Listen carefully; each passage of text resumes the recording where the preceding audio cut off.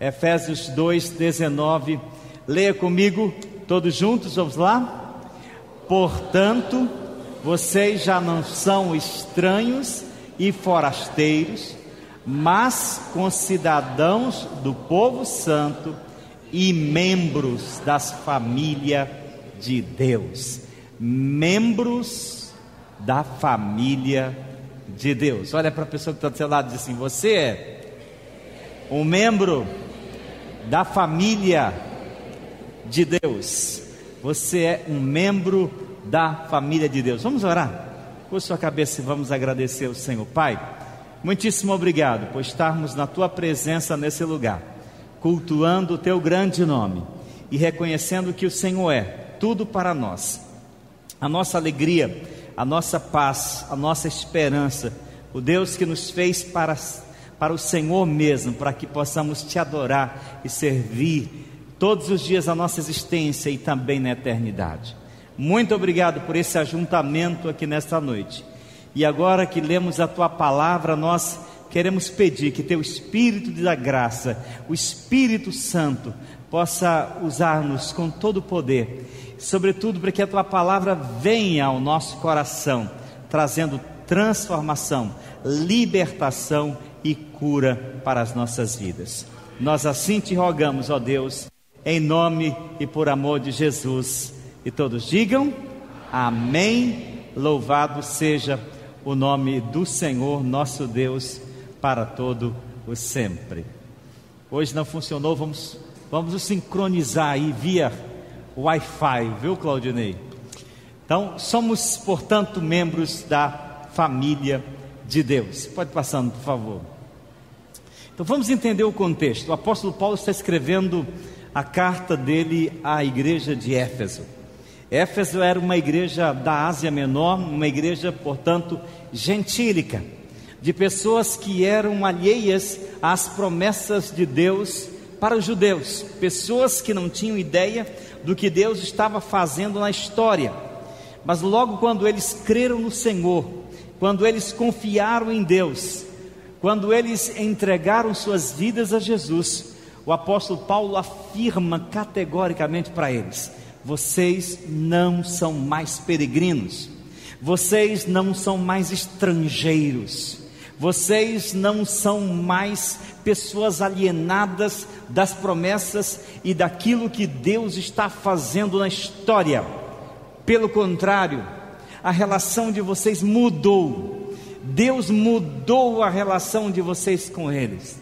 Vocês agora são concidadãos dos santos. Vocês pertencem à mesma cidadania do povo de Deus lá de Israel. Vocês passam a ser herdeiros das mesmas promessas. Vocês passam a ser herdeiros da mesma aliança. E vocês são principalmente membros da família de Deus. E isso é extremamente extraordinário. Eles passaram de peregrinos, passaram de pessoas alienadas, passaram de pessoas estrangeiras para pertencerem à família de Deus. Parece que na cabeça do apóstolo Paulo ele estava pensando em uma família judia que recebe em sua casa estrangeiros e aceita esses estrangeiros como membros de sua família. Embora isso fosse praticamente quase impossível dentro da cultura judaica, é assim que Deus fez. Foi isso que Deus fez com eles e é isso que Deus faz. Quando Cristo entra em nosso coração, quando nós o recebemos como Senhor e Salvador da nossa vida, a nossa relação com Deus muda e Deus nos torna seus filhos. Nós deixamos o status de alienados, de forasteiros, de peregrinos errantes, de inimigos de Deus e nos tornamos seus amigos. Passamos a ser amigos de Deus através de Cristo Jesus. Por favor. Esse é o nosso assunto dessa noite. Minha igreja, minha família. Porque ser cristão é pertencer à família de Deus. Ser cristão é ter uma família. E Deus tem uma família. Deus tem uma família na terra. A família na terra não são os religiosos, não é o clero da religião institucionalizada. Todos aqueles que foram resgatados pelo sangue de Jesus fazem parte da família de Deus, fazem parte dessa nova ordem. Agora, por que eu resolvi falar sobre esse tema? Por que falar sobre minha igreja, minha família nessa noite? Por várias razões. A primeira é que, quando a gente olha para a Bíblia, irmãos, a gente vê que os escritores bíblicos tentaram nos mostrar a natureza da igreja através de belas metáforas e figuras da igreja. A igreja é chamada de corpo de Cristo, a igreja é chamada de a lavoura de Deus, a igreja é chamada de celeiro de Deus, a igreja é chamada de exército de Deus, a igreja é chamada de rebanho de Deus. Mas é nessa metáfora que evoca uma certa afetividade de família que a gente encontra um traço peculiar da igreja. A igreja é chamada de a família de Deus. Ninguém que veio a Cristo Jesus agora é um distante, um alienado, mas agora ele tem laços familiares com Deus através de Jesus Cristo. E eu resolvi falar sobre isso também porque nos nossos dias, meus irmãos, a gente tem vivido uma época tão confusa, em que as pessoas de fato não têm compreendido o que é ser igreja. Algumas pessoas veem igreja como uma espécie de clube religioso, onde elas frequentam esporadicamente, passam um tempinho no domingo à noite. Outros veem a igreja como uma espécie de oportunidade para lucro. Há até um dito popular, parafraseando certo programa, que diz assim: pequenas igrejas, grandes negócios. Pessoas mal intencionadas que transformaram a igreja numa espécie de comércio da fé, para usurpar, para enriquecer às custas do povo de Deus. Mas há outros que veem a igreja como um verdadeiro supermercado da fé, onde elas vêm esporadicamente consumir produtos religiosos. Alguns vêm deprimidos em busca de paz, alguns vêm arrebentados com a vida, em busca de coisas, em busca de bênçãos, e a igreja é um lugar certo para isso. Mas o problema é que a igreja não é só isso. A igreja é um lugar de apoio, de consolo, de paz. Sim, é tudo isso, mas não é só isso. A igreja é muito mais do que isso. E reduzir a identidade da igreja, a natureza da igreja, a essas concepções tacanhas, mínimas, miseráveis de igreja, é reduzir muito a igreja de Cristo. A igreja de Cristo é o povo de Deus. A igreja de Cristo é composta pelos remidos, aqueles que Deus em Cristo Jesus chamou, perdoou, salvou, regenerou e congregou, constituindo-os no corpo de Cristo e em sua própria família. Ser igreja é ser família. Pertencer à igreja é pertencer a uma família. O problema para nós é que a própria imagem de família hoje está também um pouco confusa. A gente ouve tantas coisas esquisitas, tantas coisas grosseiras, tantas coisas violentas que estão associadas à família. Violência na família, traição na família, destruição na família. Mas a família de Deus não tem nada disso. Quando se pensa na igreja como família de Deus, os apóstolos, os escritores bíblicos e o Espírito Santo, sobretudo, estava querendo chamar a nossa atenção para alguns aspectos do povo de Deus que deve existir entre nós, igreja. Por isso, a minha pergunta nessa noite é: o que a metáfora da igreja como família nos ensina? O que o Espírito Santo queria ensinar para mim, para você, quando ele diz que nós somos a família de Deus? Essa é a pergunta que vai guiar a nossa primeira reflexão, que aliás serão 4. Todos os domingos daqui para frente até o final do mês, nós estaremos pregando uma série de mensagens sobre minha igreja, minha família. A igreja de Deus é a família de Deus. E isso significa, primeiramente significa que estamos unidos pelos mesmos laços familiares. Hoje em dia, a noção de família está tão deturpada que não há laços. Mas a família de Deus tem laços. Laços que integram, laços que unem as pessoas, laços que dão unidade às pessoas. O apóstolo Paulo diz: vocês são concidadãos dos santos e membros da família de Deus.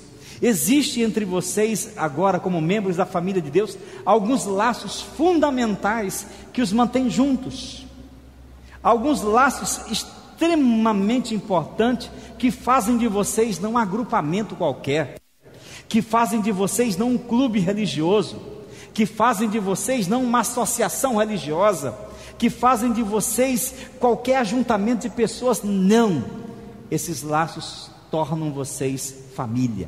E quais são esses laços? Primeiramente, a igreja é uma família porque ela tem, e todos na igreja têm o mesmo Pai, que é Deus. Jesus nos ensinou a chamar Deus de Pai, nosso Pai, Pai nosso. Nós somos irmãos porque nós temos o mesmo Pai espiritual. Toda pessoa que encontrou, que aceitou Jesus como seu Senhor e Salvador, ele passou a ter uma nova relação com Deus, não mais inimigo, não mais alienado, não mais estrangeiro. Ele agora é filho de Deus, e por ser filho de Deus, nos tornamos irmãos. Embora tenhamos sangue diferente, embora tenhamos classe social diferente, cultura diferente, línguas diferentes, condição social diferente, mas temos o mesmo Pai. E esse é um fator de unidade da igreja. Todos aqueles que se aproximam de Deus e chamam a Deus de Pai, têm que ter por referência o fato de que Deus não é Pai somente seu, Deus é também meu Pai. Mas Deus é Pai somente, veja muito bem, daquelas pessoas que já entregaram sua vida para Cristo Jesus, daquelas pessoas que já se renderam a Jesus, que já confessaram-no como seu Senhor e Salvador pessoal. Não é verdade que Deus é Pai de toda a humanidade, no sentido geral de que Ele é o Criador de tudo, de todos, sim, mas no sentido de que nós nos tornamos filhos e herdeiros de Deus, não, porque somente quando entregamos a nossa vida a Jesus, é que nós nos tornamos filhos de Deus. Ele veio para os que eram seus, e os seus não o receberam, mas a todos quanto receberam, deu-lhes o direito de serem chamados filhos de Deus. A igreja, ela possui laços, porque ela tem um só Pai, tem um só Pai, que é Deus. E não só isso, a igreja é uma família, porque ela tem um mesmo irmão maior. O nosso irmão maior, o primogênito entre muitos irmãos, como diz Paulo aos Romanos, é Jesus. Jesus é meu Senhor, Jesus é o seu Senhor, é o meu Salvador, é o nosso Salvador. Ele é o nosso irmão maior, o nosso exemplo, o nosso modelo, o nosso Redentor. Mas Ele também é aquele que nos substituiu na cruz, que pagou o preço e que também nos protege. Quem já teve irmão maior, bonzinho, tem mais ou menos um vislumbre meio que distante do que significa isso. Jesus é o nosso irmão, porque é Ele que vive, como diz Hebreus, no céu para interceder por nós. Quando nós chamamos Jesus de nosso Senhor, de nosso Salvador, não é só meu, não é só seu, é nosso. E isso dá o fator de coesão para a igreja. Todos nós que um dia confessamos Cristo é o meu Senhor, passamos a tê-lo como nosso irmão maior, aquele que protege, que vive para interceder por nós. E ainda mais, um outro vínculo é que a igreja é uma família que tem uma mesma vida, no Espírito Santo. O Espírito Santo é a terceira pessoa da Trindade, ou melhor, a segunda pessoa da Trindade, que habita na igreja. Foi ele que foi enviado por Jesus para conduzir a igreja.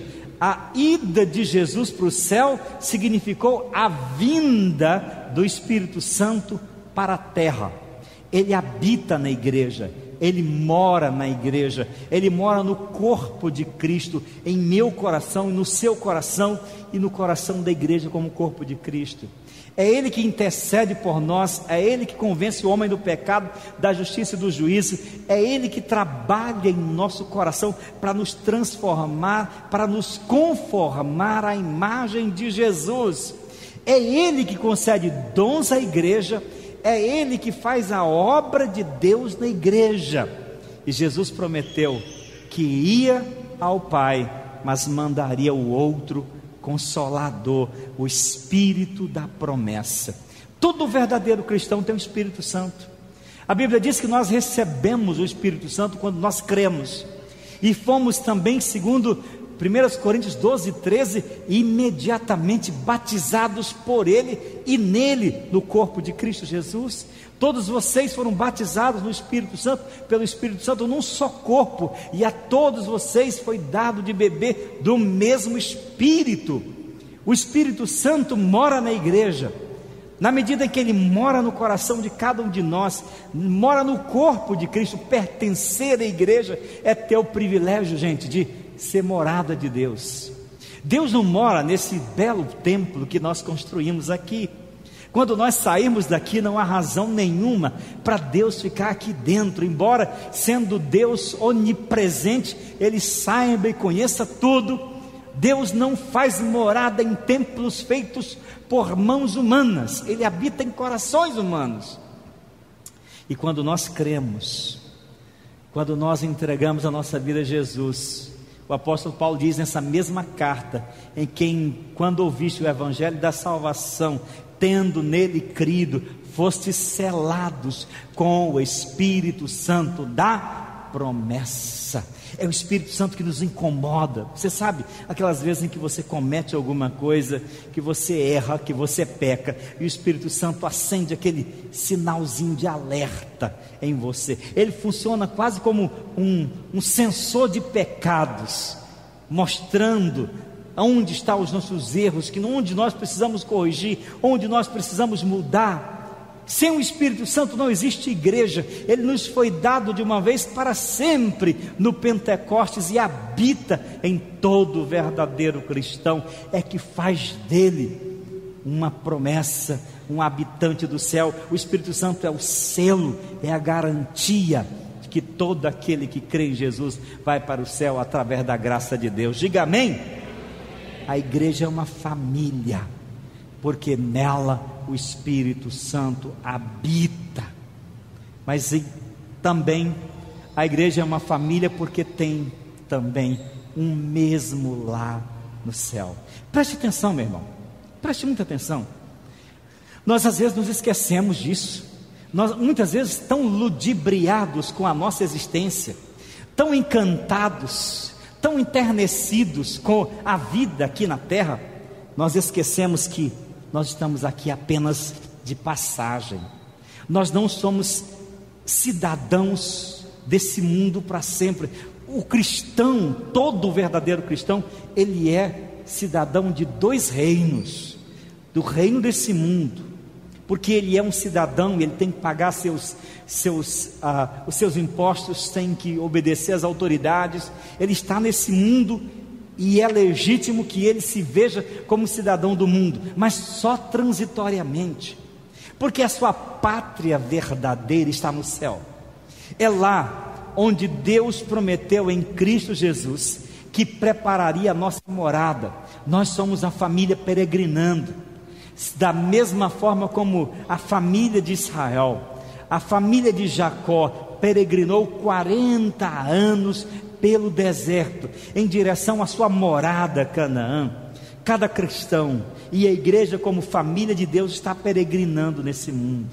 Estamos peregrinando em direção à nossa Canaã celestial. Nós sonhamos com um dia quando você e eu adentrarmos as portas do paraíso e ouvirmos dos lábios do nosso irmão maior, Jesus, que estará sentado à direita de Deus, entronizado, coroado, glorificado, dizendo assim: venham benditos, venham minha família, há milênios eu espero vocês, entrem na promessa, recebam a herança que foi preparada para vocês antes da fundação do mundo. Amém, igreja? Somos uma família, nós estamos num processo migratório, nós somos peregrinos nesse mundo, de passagem, estamos indo para Jerusalém, não aquela que fica lá na Palestina, mas a nossa Jerusalém é o céu. Todos esses laços são importantes para compreendermos o que é ser igreja, o que é ser família.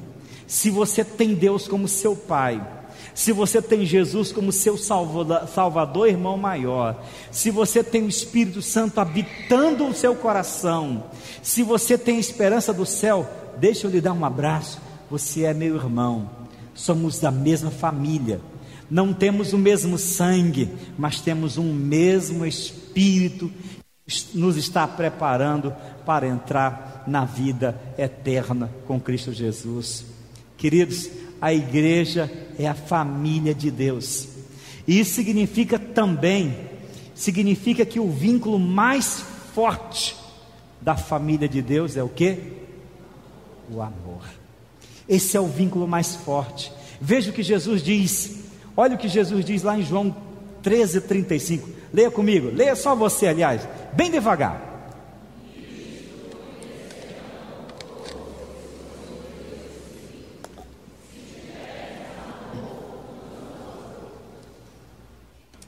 Como as pessoas conheceriam os membros da família de Jesus? Não está escrito na testa assim, da família de Deus, tá? Não está.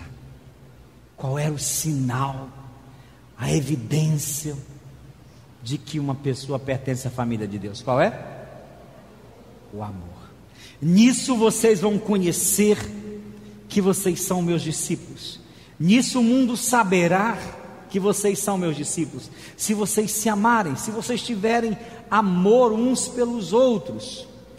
O amor cristão é muito mais do que uma virtude, é uma marca da igreja e da família de Deus. Hoje em dia a gente ouve cada coisa sobre as famílias: estupro, violência de todo tipo, traição, deslealdade, muito sofrimento nos lares. As pessoas perderam o senso de que viver em família é viver em amor, e é tão triste ver famílias se deteriorando por falta de amor.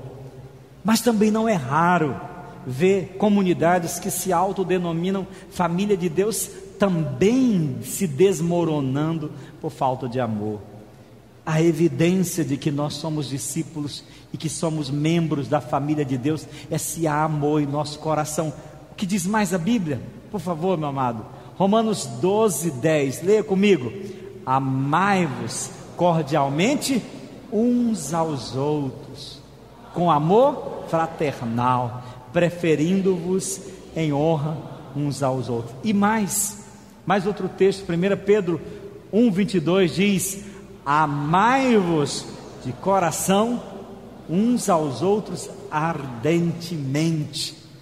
Todos eles enfatizaram: olhe, a família de Deus é marcada essencialmente por amor. O apóstolo Paulo diz que o amor é o único dom que permanecerá eternamente. O amor é a única evidência, é o único dom que vai continuar no céu. No céu eu não vou precisar saber pregar, no céu você não vai precisar saber profetizar, no céu você não vai precisar saber evangelizar, mas lá no céu você vai precisar saber amar, porque o apóstolo Paulo diz assim: agora pois permanece a fé, a esperança e o amor, e desses três qual é o maior? O amor. Tem tanta gente que se perdeu no caminho, acha que o mais importante são as demonstrações de poder, mas é o amor. Você sabe o que eu descobri na Bíblia? Pode ser que não seja uma descoberta tão óbvia para você, pode ser que seja algo tão... O amor cristão, o amor que a Bíblia fala de amor fraternal, esse amor que nos identifica como família, não é sentimento romântico, não é dizer eu gosto tanto do meu irmão, ou como eu gosto do meu irmão, eu gosto porque ele gosta de mim. Isso não é amor. O amor fraternal não diz respeito a sentimentos românticos, e nem nutrir afeições para aqueles que também, ou àqueles que nutrem por nós. O amor que Deus espera de seus filhos, uns para com os outros, é um amor demonstrado em gestos, é amor de entrega, é amor que perdoa. Primeiramente, é esse amor que perdoa pecados, que perdoa erros. Há pessoas que não conhecem o que é perdoar. Qualquer coisinha que o irmão faz com ele na igreja, se ofende, se intriga, faz fuxico, fere a comunidade e a comunhão da igreja, porque não sabe o que é perdoar, porque não sabe o que é amor. Alguém só precisa me ferir uma vez para eu odiar para o resto da vida. Amor não é sentimento, meu querido irmão. Amor é atitude de bondade, de misericórdia. Amor cristão é amor que perdoa, mas não só isso, é amor que aceita. A igreja é uma família que está pronto para aceitar as pessoas, para abraçar as pessoas. É mentira daqueles que dizem que a igreja é excludente, é mentira daqueles movimentos que dizem que a igreja é um lugar de segregação, é mentira daqueles que afirmam que a igreja exclui classe A, classe B, gente de gênero A, gente de gênero B. As portas da igreja de Cristo sempre estiveram abertas para todas as pessoas. Todos são bem-vindos à igreja. Deus aceita todas as pessoas, mas Ele é tão bom que as aceita para transformá-las naquilo que Ele quer que sejamos. Porque aceitar as pessoas não significa dizer assim, venha e continue do jeito que está. Se você pensa assim, eu vou para a igreja, vou ser um crente e eu vou chegar e eu vou, do jeito que eu sou, vou continuar a vida toda, você está redondamente enganado. Ser cristão é chegar do jeito que a gente chega na igreja, seja hétero, seja homo, seja homem, seja mulher, seja branco, seja negro, seja rico, seja pobre, todos somos pecadores. Do jeito que chegamos, nós devemos nos entregar aos cuidados do nosso Senhor, para que Ele dia após dia vá nos transformando. Deus nos ama tanto para nos aceitar, mas nos ama mais ainda para nos transformar naquilo que Ele quer que nós sejamos. Amém? Isso é amor, amor que não exclui, amor que aceita. Os braços do Redentor e as portas da sua igreja estão abertas a todos, a todas as pessoas. A igreja não é um gueto, a igreja não é um lugar de segregação, a igreja é um lugar para todas as pessoas, é a família para todas as pessoas. Mas o amor cristão é o amor que encoraja, é o amor que se ressente, que sente com a tristeza do irmão, que fica triste quando o irmão está triste, que fica abatido quando o irmão se abate. Meus irmãos, isso é de fato quase uma espécie de cuspir no nosso rosto, porque nós vivemos hoje, na sociedade pós-moderna, um tipo de igrejismo, que nem sequer pode chamar de igreja. O que é isso, pastor? É que nós dizemos que somos igreja, mas nós vivemos completamente desvinculados uns dos outros. Nosso único laço com a igreja é o frequentá-la uma vez por semana. Nós não queremos saber como o outro vai, como o outro vive, o que o outro está passando, o que o meu irmão está vivendo, seus sentimentos, suas dores. Nós não sabemos o que é ser comunidade. Nós estamos tomados por dois sentimentos miseráveis. O primeiro é o individualismo, em que nós só nos importamos com nós mesmos, com os nossos próprios interesses, com aquilo que mais interessa a nós. E o outro é o egocentrismo. Se eu e minha família estiver bem, não me importa o que os outros vivam. Mas isso não é igreja, isso é igrejismo. Cristianismo é amar, é encorajar, é se importar. Você é meu irmão, você é minha irmã, o seu bem é o meu bem, o seu mal é o meu mal, a sua alegria é a minha alegria, a sua tristeza é a minha tristeza. Mas nós vivemos uma época em que as pessoas se resumem à igreja, a um encontro semanal, e passam suas vidas completamente desvinculadas umas das outras. É o amor que consola, que abraça, que afaga, que chora com os que choram, que se alegra com os que se alegram. É o amor que se importa. Você está bem? Eu estou bem. Você está mal? Eu estou mal. Você cai? Então eu fico triste também. Você está em pé? Eu fico feliz com isso. É um amor que repreende, porque amar é repreender, amar é ajudar, e às vezes requer uma repreensão com amor. É dizer: meu irmão, minha irmã, eu amo você, mas você está errado. Tem gente que não gosta, tem gente que não gosta nem quando a pregação é dura. Não vou mais para essa igreja não, o pastor fala aí que parece estar brigando com a gente. Eu vou para aquela que o pastor está todo tempo: você é isso, você é o cara, você é não sei o que, você vai ser. Eu vou para essa daí. Aquele homem que eu vou para ele fica só falando, acusando a gente. Mas é porque aqueles que só te afagam, só te abraçam, são falsos, não falam a verdade. Quem ama, às vezes tem que dizer coisas duras, às vezes tem que chamar a sua atenção, às vezes tem que repreender, às vezes tem que corrigir. Amor é isso. O amor fraternal é também aquele que edifica em todos os sentidos, em todos os sentidos, que orienta e que ajuda. Pode continuar, meu amado irmão. Quando a gente lê, por exemplo, que a igreja do Novo Testamento era uma comunidade que tinha tudo em comum. Eles viviam isso, porque eles viviam igreja, família de Deus. Eu não sei se você tem família. Quem não tem família vive uma vida muito triste. Talvez a sua experiência com família seja algo muito triste.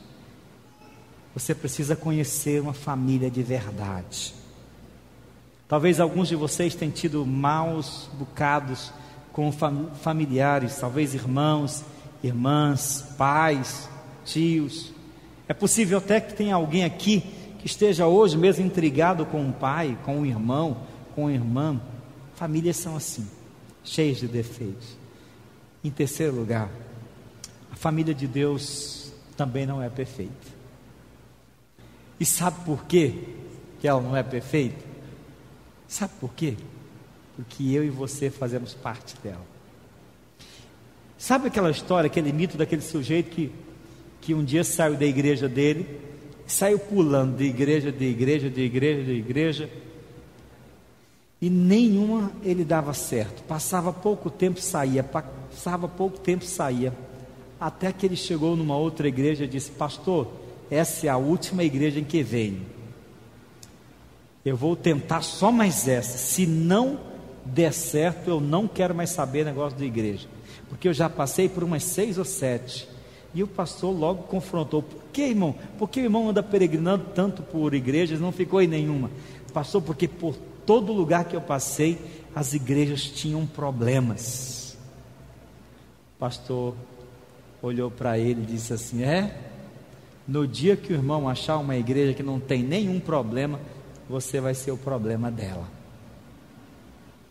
Igrejas têm problemas porque são constituídas por pessoas, por você e eu.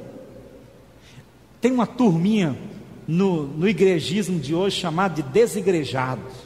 Aquele pessoal que foi muitas vezes machucado, ferido na igreja. porque tinham concepções completamente equivocadas do que significava ser igreja. Achavam que pertencer à igreja, eles iam fazer parte do mausoléu, todo mundo santo, ninguém é imperfeito, ninguém erra, e ninguém frustra ninguém se decepciona com ninguém. Tinha uma concepção assim completamente absurda e não bíblica do que era igreja, e muitas vezes foram frustrados, foram decepcionados, foram magoados por pessoas, e a gente compreende isso, mas isso não dá o direito a elas, não lhes dá o direito de achar que essas comunidades não eram igreja de Deus. Porque quando a gente olha para o Novo Testamento, irmãos, e quando a gente olha para as igrejas da Bíblia, a gente tem uma ilusão de que olhar para as igrejas da Bíblia, a gente acha que as igrejas do Novo Testamento eram todas perfeitas, eram todas igrejas assim, dos apóstolos lá, era a igreja de Pedro, igreja de Paulo, a igreja do Barnabé, eram igrejas perfeitas. Nada disso. As igrejas do Novo Testamento tinham problemas seríssimos também. Tinha igreja que irmão brigava entre si, tinha igreja que tinha problemas imorais, tinha igreja que tinha problemas doutrinários sérios, comunidades espalhadas com vários problemas. E as cartas e a literatura do Novo Testamento essencialmente foi escrita exatamente para combater, para orientar, para ajudar essas famílias cristãs. A igreja de Deus daqui da terra, local, visível, nunca foi e nunca será perfeita, porque a sua perfeição só vai acontecer no céu, quando essa carne, esse tabernáculo humano for destituído e um novo corpo glorificado, transformado, substituir a nossa natureza humana lá na glória. Sim, lá na glória será outra história, e o apóstolo Paulo sabia disso. Em 1 Coríntios 13, 11, observe que ele diz assim: quanto ao mais, irmãos, a Deus aperfeiçoai-vos, consolai-vos, sejam do mesmo parecer, vivam em paz, e o Deus de amor e de paz estejam convosco. Aperfeiçoem, porque vocês ainda não são perfeitos, vocês são imperfeitos. A comunidade da igreja é uma comunidade também em processo de crescimento, em processo de amadurecimento. Aqui não é um mausoléu de santos. A comunidade visível, na verdade, a metáfora moderna mais adequada para a igreja é um hospital. Só tem doente, e eu sou mais doente. Todos nós somos doentes, com os nossos pecados, com os nossos erros, com as nossas fraquezas, mas são doentes que não aceitam suas doenças, e que vieram para se tratar com o médico dos médicos, que é o Senhor Jesus. Diga amém. Como todas as famílias, a família de Deus enfrenta problemas e dificuldades. Como todas as famílias, a família de Deus precisa se aperfeiçoar em Deus, em Cristo Jesus. Pare com essa ilusão de que eu vou para a igreja fulano tal, que é melhor, porque é perfeita, porque não sei o quê, porque lá ninguém chama a minha atenção, porque lá ninguém me repreende, eu acho bom porque eu entro e saio e eu faço o que eu quero com a minha vida. Isso não é comunidade cristã. Comunidade cristã é aquela que se importa com você, que ajuda você, que ama você, e que quando precisa, repreende também você. Em 2 Coríntios 11, 29, o apóstolo Paulo, como um grande pastor, ele diz assim: além dessas e de outras coisas, ainda pesa diariamente sobre mim a preocupação que tenho por todas as igrejas.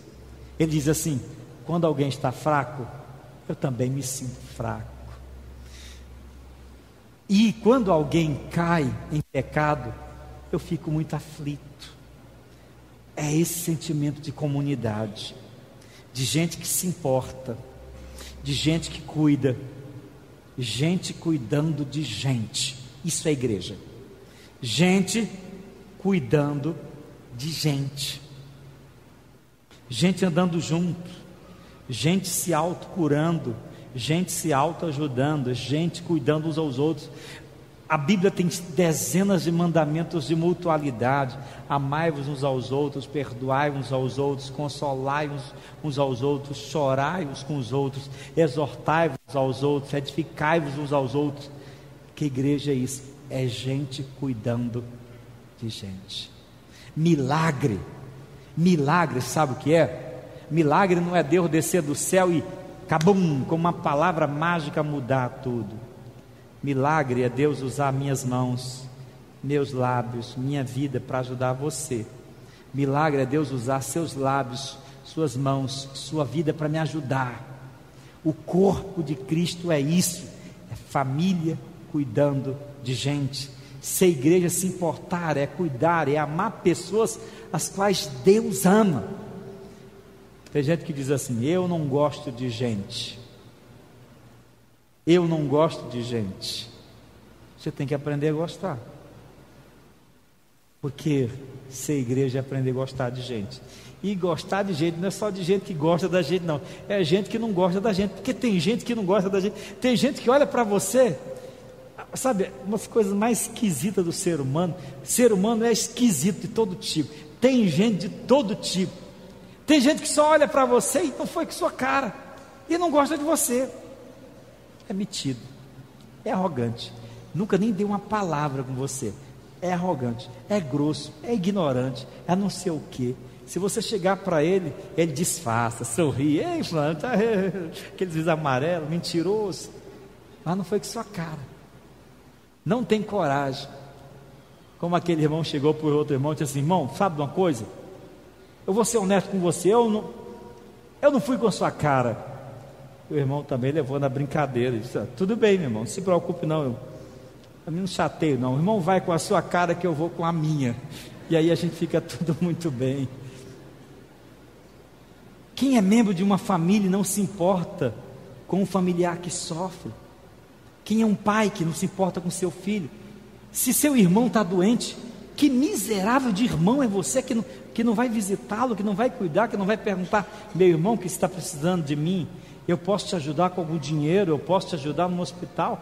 Agora minha mãe teve um AVC recentemente e ela está em casa, esteve no hospital. Quando ela adoeceu, quando ela caiu doente, a família toda, os filhos, os netos, genros e nora foram para lá abraçar, cuidar. Minha irmã, temos duas irmãs lá e cunhado cuidando. De vez em quando vai um neto, está toda a família reunida em torno dela, porque é um familiar que sofre. Se ela sofre, eu sofro. É isso que é ser igreja. Se meu irmão está passando fome, que direito tenho eu de ter minha mesa farta, derramando comida, estragando e indo para o lixo, se o meu irmão em Cristo não tem o que comer nessa noite? Ser igreja é se importar, é amar com pessoas. E você é chamado para ser isso, para ser igreja, família, porque é assim. A igreja é a família de Deus. Isso significa que você tem esse chamado também, para fazer parte, para se importar, para andar junto, para caminhar uns com os outros, para ajudar uns aos outros, para fazer parte da igreja. Recentemente eu vi alguém dizendo assim, que uma das coisas que a gente deve fazer com os nossos filhos é ensiná-los a entender que eles têm responsabilidade na família. Um dos piores males que um pai faz a um filho, um pai e uma mãe, é deixar ele pensar que a casa dele é um hotel. A menina se levanta 10 horas da manhã, não arruma nem a cama que dormiu, toma o café, não lava a louça que sujou, vai para a escola, chega tardezinha, ela não ajuda em nada em casa, ela não lava nem a calcinha que veste, ela não faz nada em casa. Ela acha que tem pai e mãe para fazer tudo isso para ela. Ela acha que a família dela é um hotel. Ela está ali apenas para receber. Aquela família não está criando um ser humano, está criando um parasita. Mas incrivelmente, essa concepção de hotel que muitos têm de igreja. Eu vou para a igreja para receber. A mensagem foi boa, gostei. Os irmãos me deram um abraço, gostei. Mas é só para receber. Uma irmã chegou para mim e disse: pastor, não sei o que, essa igreja, os irmãos precisam visitar mais. Eu tive doente, ninguém me visitou. Não sei o que, eu passei por esse problema, ninguém cuidou de mim, ninguém se importou. eu veio até aqui, mas eu não disse, vou dizer agora para a pessoa. Deu vontade de dizer assim: irmã, e quem você visitou? De quem você cuidou? A igreja não é hotel. A igreja é um lugar onde todos servem. É uma comunidade onde todos têm que servir. Porque ninguém veio aqui só para receber. Eu dou e eu recebo. Eu quero visita, visito. Eu quero cuidado, cuido. Eu quero amparo, então eu amparo. Igreja é uma família. O problema que hoje é que muitas pessoas não compreendem assim e acham que só tem direito em receber. Por isso eu quero já terminar. Qual é a sua contribuição? Qual tem sido a sua contribuição para a família da igreja? Você tem amado sua família? Fora aqueles que não têm um mínimo de compromisso com a igreja, que muitas vezes assiste o culto domingo hoje aqui, mas domingo que vem vai para outra, e vai para outra, e vai para outra, e sai pulando de igreja em igreja, e andando que nem um macaco pulando de galho em galho, não se firma em nada, não crê em nada. Eu não estou querendo aprisionar você no Bela Vista. O que eu estou querendo dizer para você é o seguinte: se você não tiver um compromisso com uma comunidade, e não ficar naquela comunidade, e não amar aquela comunidade, você nunca vai ter gente comprometida com você, você nunca vai ser amado por ninguém, por ninguém. Não se vive igrejismo, tem que se viver cristianismo de verdade. Você tem amado sua igreja? Você tem sido leal à sua igreja? Você tem se importado com seus irmãos?